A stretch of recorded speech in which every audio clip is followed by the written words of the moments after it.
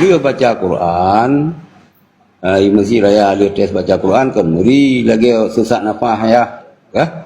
lagi sesak nafas meri bak duduk. Lian tamang dalam masjid dalam mulikut yang bak tempat piu-piu yang si meri yang bak foto duduk ngelung meri lima hayah ke dari masjid yang wa rumah ayah wa rumah lo lung jak rumah ombus tengah jip iya kamu dekat le ombus tu nyolong jak lung hana mangat bahaya tu laju bak rumah ayah mat bak jaro peik la motor ju nyo doktor kai pres ganya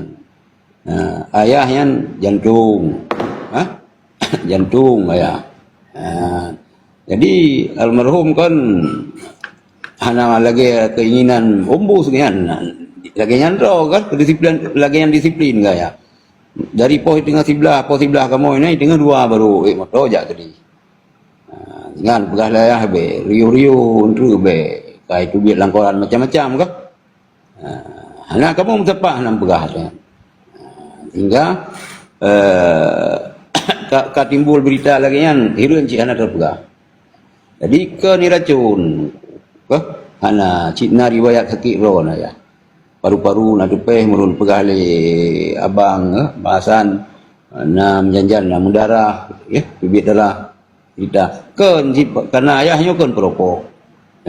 perokok musambung puting ayah merokok jadi baik buruk dan lah ulam tu kan keterangan bak doktor ke keterangan bak doktor sebab kematiannya ilu lagi yang mentang break itu ulang suasananya mutamah le dasar buruk dan ke go kata pegah ayah racun le go bani racun cina sakit ya cuman sakit ayahnya hana mengeluh hana meri sakit dia dulu ulam dia kata mulai diskusi ya hana itu pun boleh ayah sakit kerana diskusi yang lagi yang kita pegang yang jelas sepengetahuan long ke ni racun memang na riwayat jantung yang duduk utamah kamu itu asam lambung. Jadi yang